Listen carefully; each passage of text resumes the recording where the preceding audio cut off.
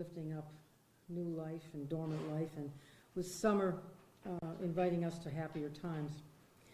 Some say that dusk is both the most beautiful and the most troublesome part of the day. That is why the subject of impending death in the dusk of our days is difficult. Today we are dealing with a bill commonly called physician-assisted suicide, or death with dignity, a bill that purports to address the decisions relating to end-of-life care, the dusk of our lives.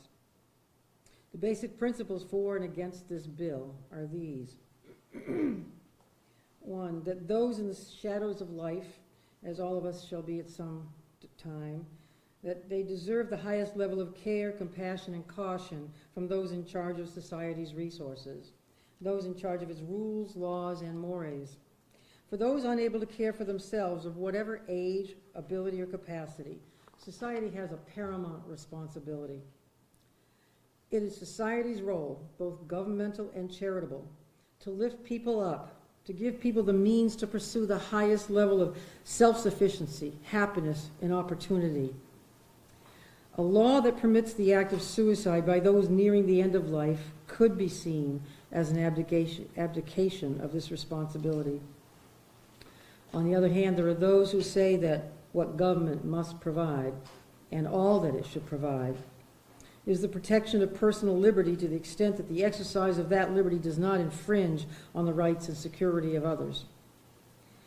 The opportunity for someone of sound mind facing imminent death to avoid further suffering is viewed by some purely as an act of personal liberty, a decision with which government should not interfere.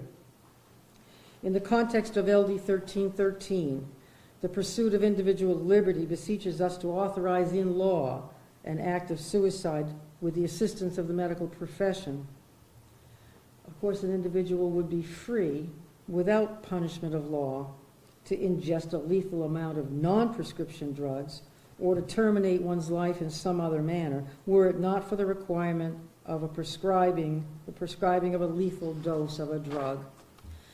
So the assistance of the medical profession presents a moral dilemma for many in the healthcare profession and for spiritual leaders who caution against suicide in any form and who caution against government placing its stamp of approval on actions that may devalue life, and who caution against the participation or assistance of government or of licensed professionals in life-taking measures. On the other side of the moral dilemma is the fact that medicine has found so many ways to prolong life way beyond the expectancies of the past. And what sometimes attends that extended life and extended disease is extended suffering, pain, great physical and mental discomfort. So what is the balancing of rights then when an individual in the throes of suffering and facing certain death, but while still competent, wishes to end life, denying death its ultimate pain? Some argue that LD 1313 equates to the government authorizing taking life or playing God with the lives of our citizens. But it's not up to government to determine and decide who may die, who may live, when they shall die, or how long they shall live. It is our duty to provide the most comprehensive end-of-life care possible, a task we have only recently begun to recognize. What is the responsibility of society when compassionate end-of-life care may not be adequate or accessible for all who need it? We have a duty, too, to prevent people from being victimized, to prevent discrimination against persons with disabilities, to make sure others do not take advantage of vulnerable citizens. Despite the narrowest of votes in the House of Representatives the other day, LD 1313 appears to be favored by a majority of Maine people surveyed, and it includes some, though not all, safeguards to protect the decision-making of competent, terminally ill patients, and to protect misuse and abuse of lethal medications and the diversion of dangerous drugs.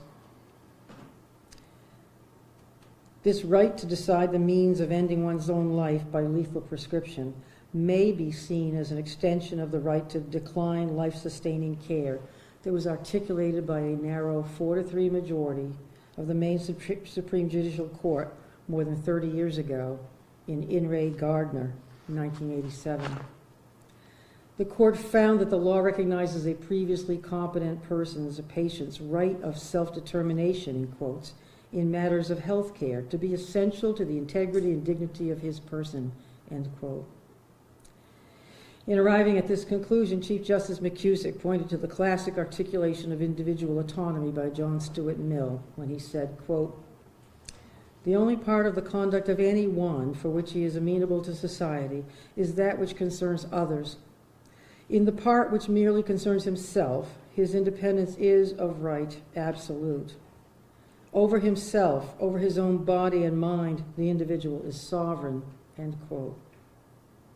While I do not agree with John Stuart Mill that the right of the individual is so absolute, I do believe it is a right that should be protected in law, along with protections for those who are unable to articulate their informed choices and those who do not have access to quality end-of-life care. So after weighing these concerns then, and perhaps for these reasons and perhaps for others I cannot articulate at this time, I've decided to sign LD 1313. For all of these concerns as well, however, I'm also issuing Executive Order number 9, which will require the Department of Health and Human Services to engage in emergency substantive rulemaking within the next few months. The broad purposes of this executive order are to provide a high level of protection for those in care and those who shall be in care, to track trends in the utilization of the law, to pursue our responsibility for end-of-life care as a society, to avoid the moral and social consequences of a law that in some way could facilitate the taking of life without the full authority of the individual. It is my hope that this law, while respecting the right of personal liberty, will be used sparingly, that we will respect the life of every citizen with the utmost concern for their spiritual and physical well-being, and that as a society we will be as vigorous in providing full comfort, hospice, and palliative care to all persons, no matter their status, location, or financial ability, as we are in respecting their right to make this ultimate decision over their own fate of their own free will.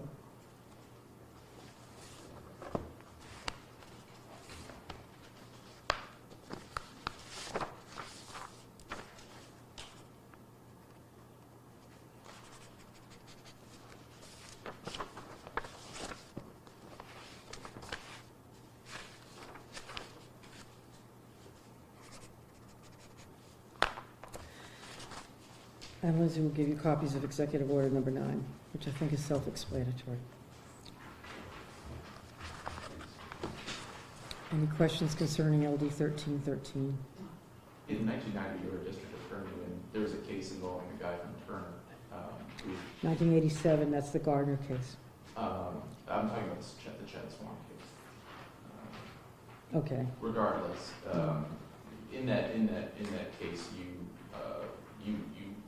opposed a judge's decision that allowed the family of a young man to remove a feeding tube after a car accident into the vegetative state. That's the Gardner case. Yeah, go ahead. And did you ever have a personal opposition to laws like this? Or, was that a microcosm of that, or was that a personal stance you were on at the time? Have you evolved on? That was a different issue in a different time and a different fact situation.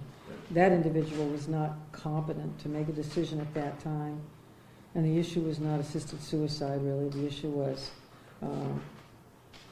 life-sustaining hydration and nutrition, whether a court could order termination of that. And the issue as district attorney was enforcing the law that requires people to take care of endangered people, not endangering the welfare of incompetent individuals. That's really not in play in this, but they're not unrelated either. The legal ramifications. Yes? Governor, is this the hardest decision you've had to make so far as governor? Yes. You laid out a very thoughtful legal case in your statement here. Can you talk us through the personal decision you had to make and before making this decision to sign the bill? Did one trump the other, or is it a combination of both? Well, I reviewed the testimony in front of the committee. I listened to some of the arguments, and I met with a number of people, and I reviewed incoming correspondence and emails. I talked with some people on the phone. I met with some people on both sides of the issue, basically, to understand where they're coming from. The executive order, is that because you didn't feel like the bill had enough safeguards built into it to make sure there wasn't abuses? Can you just talk about?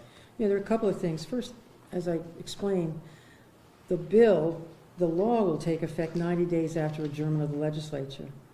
The law, now law, soon to be law, requires substantive rulemaking by the Department of Health and Human Services within 6 months after the effective date.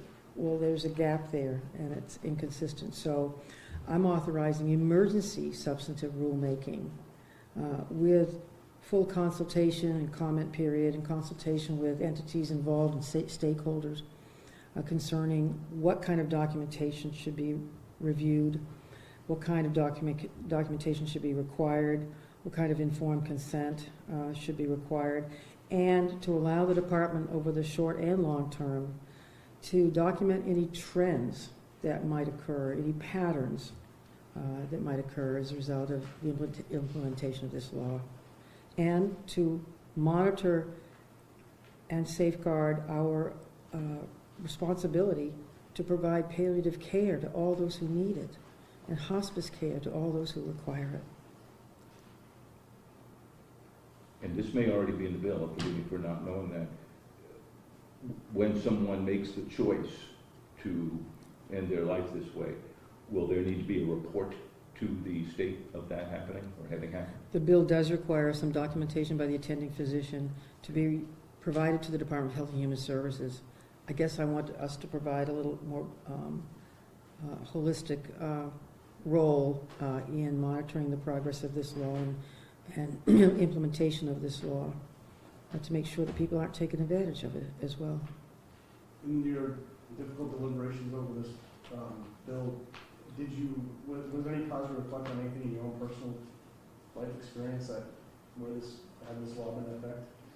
It may have been an option or it may not have been an option. I'm just wondering how personal was the deliberation or not. I have my own personal experiences, but more importantly, my decision was a result of weighing the pros and cons and experiences of many other people in the state of Maine and their desires and cautions and concerns. All set? Yes. Thank you. Thank you.